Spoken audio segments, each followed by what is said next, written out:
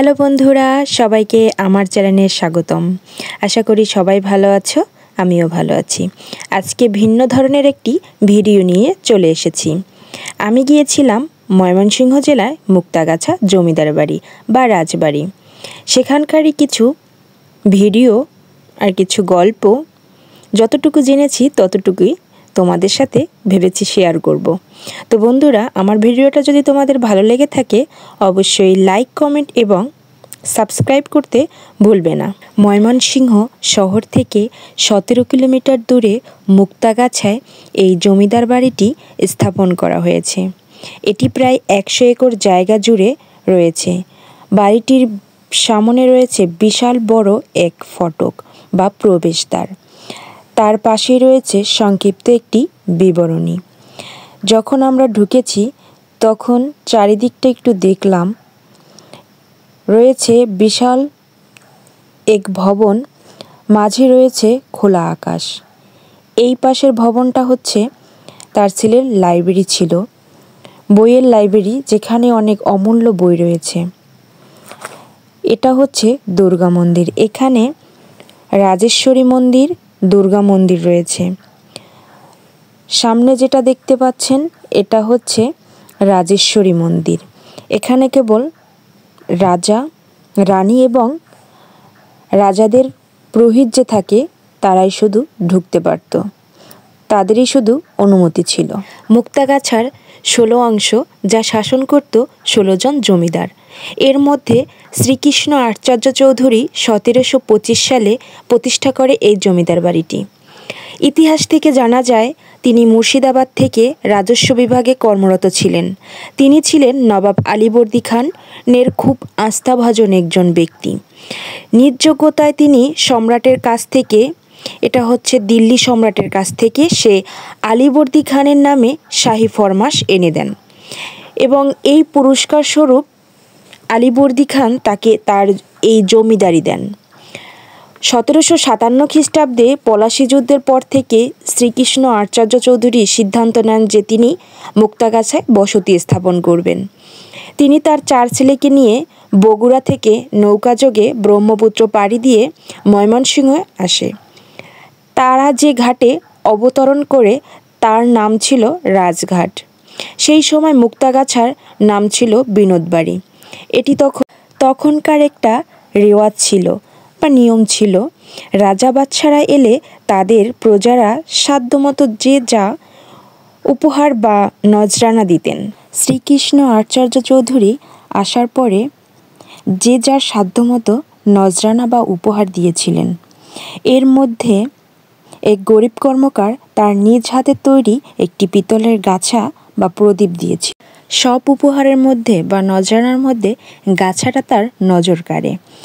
এরপরে তিনি জানতে পারলেন গরিব কর্মকারের নাম হলো মুক্তা, আর সে দিয়েছিল গাছা। সেই নাম অনুসারেই এখানে নামকরণ করা হয়েছে মুক্তাগাছা। তার 4 ছেলের 16 বংশধর সদর থেকেই পরিচালনা করতেন।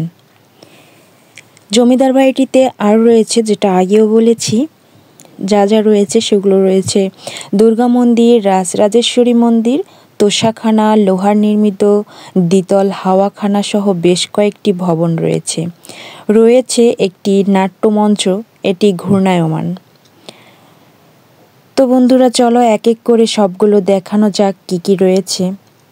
এটি আমরা প্রবেশ করেছি মন্দিরের ভিতরে, যদিও এখন কোনো মূর্তি নেই এখানে, সবই রয়েছে ফাঁকা, জরাজীর্ণ, তবু যেন নজর কাড়ে। এটি হচ্ছে পিছনের অংশ।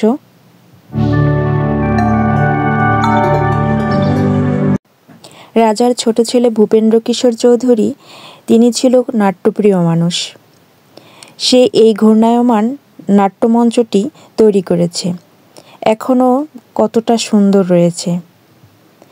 এখানে রয়েছে রাজাদের মূল্যবান সম্পদ, সোনা গয়না, হীরা জহরত, এগুলো রাখা হতো। সিন্দুকগুলো সবই ভাঙা পড়ে রয়েছে এখন।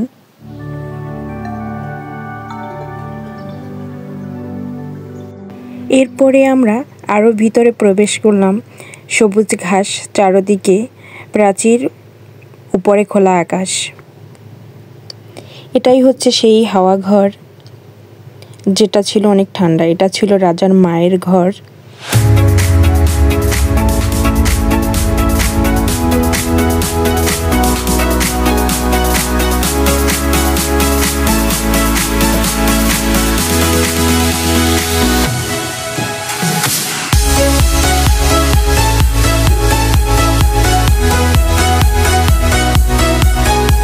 এটা হচ্ছে আরেকটা ভবন। এখান থেকে আমরা উপরে চলে যাচ্ছি। এখন উপরে গিয়ে দেখাবো যে কতটা সুন্দর এখনো রয়েছে। তো চলুন বন্ধুরা, আমার সাথে থাকুন।